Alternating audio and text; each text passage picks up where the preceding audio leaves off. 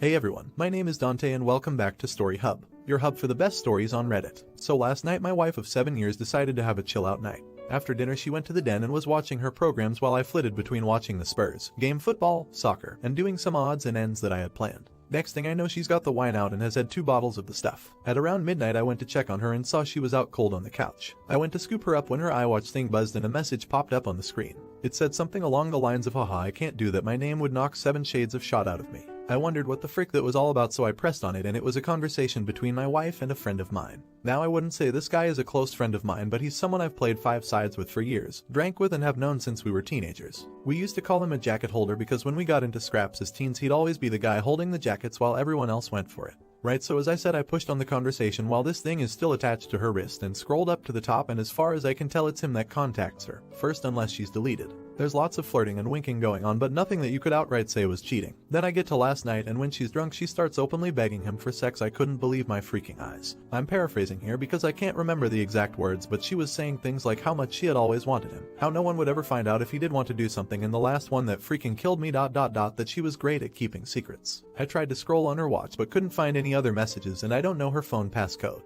I put her in her bed and just sat in the kitchen in shock until I fell asleep ... then got up for work about 5:30. When I went to get in my work van I just sunk down on the wheel and realized I couldn't face it, so I went back in the house, grabbed a half-drunk bottle of vodka, filled to the top with Coke, and went on a walk down the railway line. We live beside a lot of woodland and a disused railway line that goes for miles, and I've walked about half the length of it. I'm sitting under a railway bridge like a freaking troll right now, just seething at the whole thing. You'd probably think there's a fire going from about a mile away due to the steam coming out of my ears. So what do? I don't want to speak to her. I can't even bear to look at her after reading that shot. It was like a dagger through my heart. I just feel like every morsel of love I had for her has evaporated into thin air after reading her begging like that. Fucking yuck. I honestly want to ghost her, man. If I could I would never speak to her again. The whole I'm great at keeping secrets was the thing that really got me though, like who even are you? It reeks, but it's a case of how far down the rabbit hole do I want to go. I don't care if I'm being honest, I'm just done. I've never felt so betrayed and disgusted in all my life. The thing is I've invested so much in her, not just as a partner, but as a person. I loved her so much and thought of her personality, and by extension my personality reflected that of good people.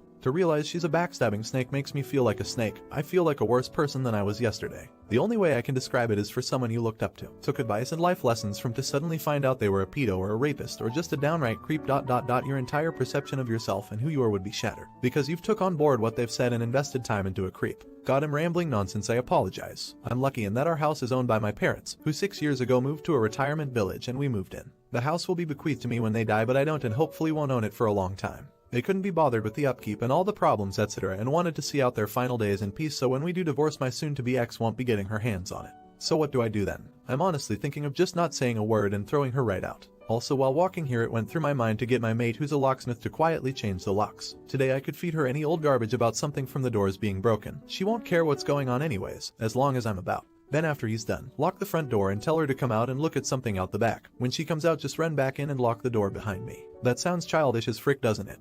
Seriously though, I don't know what I'm gonna do. I'm staring at a bottle right now and my life feels like it has been ripped apart at the seams. As for that prick so-called friend of mine, there's no doubt he was up to something here. There's also no doubt I wouldn't have caught wind of this at all, so I'll be seeing him very soon. Never mind holding jackets, he'll be holding his face. I then went to a friend's house to calm down. I threw the vodka away. She has been texting me asking where I am as my work van is still in the driveway. I text her saying there is a problem with the engine, so I got a lift into work. I'll make my move tonight. Now it's the next day and I'm feeling weird. Throughout the morning I was getting multiple texts and phone calls from my wife asking where I was and what the hell was up, as my work van was still sitting in the driveway and I was nowhere to be seen. I texted her back telling her that there was a problem with the engine, so I got a lift into work, which she seemed to buy as she just texted back saying okay. When my friend got back from his work at about 5 o'clock I told him everything that had happened and asked him his opinion. I also told him not to tell anyone about the jacket holder, as that might then get back to my wife, which I didn't want at this point. I would deal with him later. By that I mean I'll expose what a little rat he is. Knocking the frick out of him doesn't help me at all as of now. As an aside to the people saying he done nothing wrong,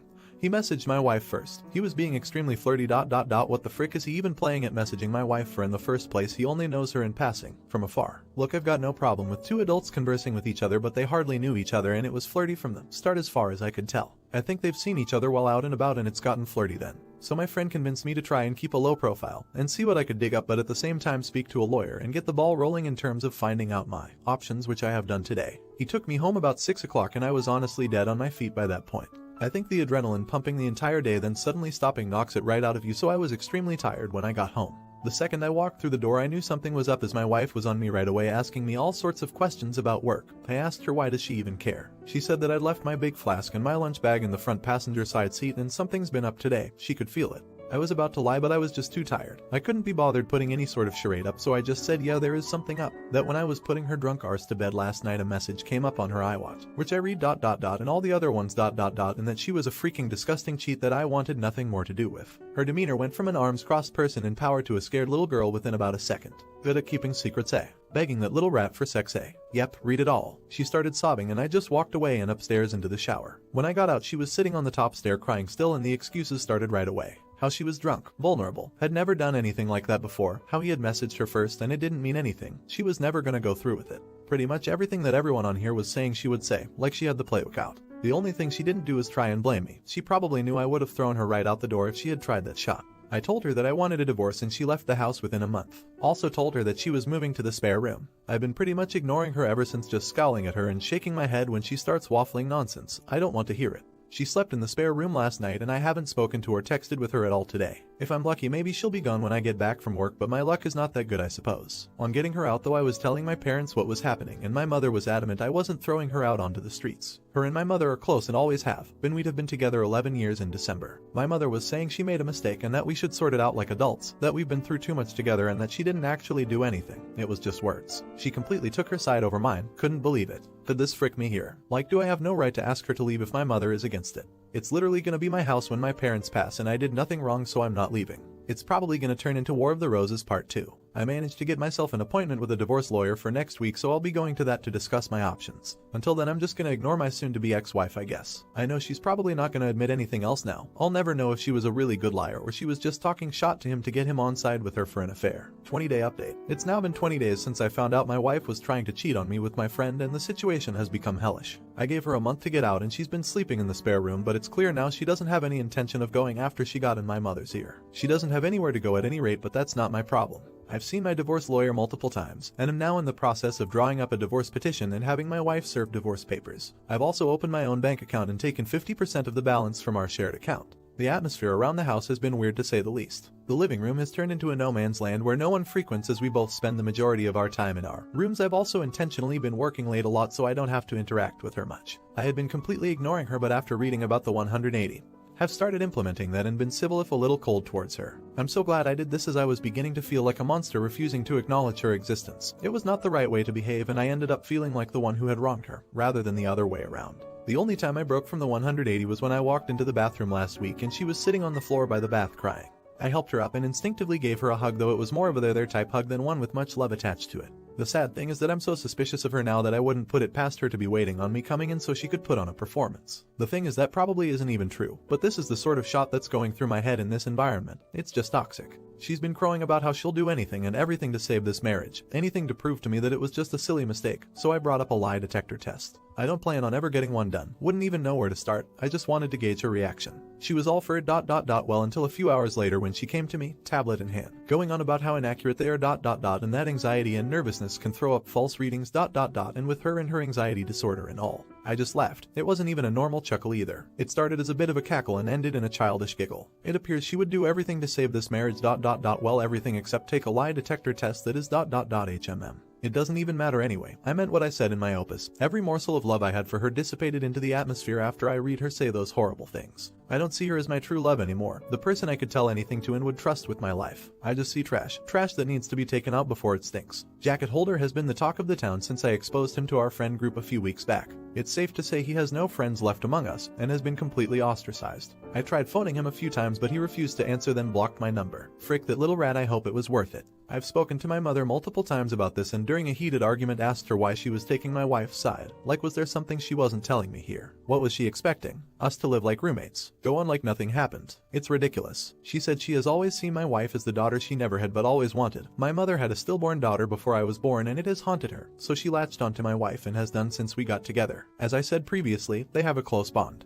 The fact my wife doesn't have any family and only a few friends who have their own busy lives and families means if I threw her out she would be all alone, and my mom thinks that's unacceptable, especially during a pandemic. She tried to get me to come to a compromise, saying that in 3 or 4 months we can look at it again and see where we are mentally, and is pushing me to try couples counseling before I throw in the towel. I'm not doing that. The thought of being in the same house as my wife over Christmas makes me feel ill. She'll want to do it right as she does every year, and it'll be a complete short show. My dad, God loves him, has never been much of a talker. Never up nor down, just always there. He's a quiet, proud but timid man, and my mother's word has always been the one that matters in our house. People on here have been telling me that I'm selfish and spoiled cause it's not my house and I have no right to make demands, but it's now a case of my wife or me for my parents. If worse comes to worse, then I'm ready to walk out the door and never come back. Frick this house. I have to be able to look at myself in the mirror with some semblance of self-respect, and someone has to keep their word in this debacle. If I do leave, my friend has said I can stay with him for a few weeks or so till I get myself sorted. If I do walk out the door though, I'm done with my parents. I'll never speak to them again in my life. They'll probably see it as me giving up on them, me walking away without trying to at least have a go at fixing things first. I see it as them choosing someone who broke my heart over me. Like, what will be the logistics of this once I'm gone? Just her staying there herself, my mother and father looking after a backstabber while their flesh and blood goes off alone. A little more info on the house. My parents let us move in a year after our wedding. It was an apparent belated wedding gift. Although, that was just the chatter from them at the time. They were always planning on moving out and moving us in. I've spent tens of thousands on it over the years, but that's neither here nor there. I have fantasies of leaving this all behind, going somewhere new and starting again. But I don't have anywhere else to go. I've lived in this town my entire life. It's all I know. Am I being too harsh here? I'm literally ready to slingshot my parents right out of my life.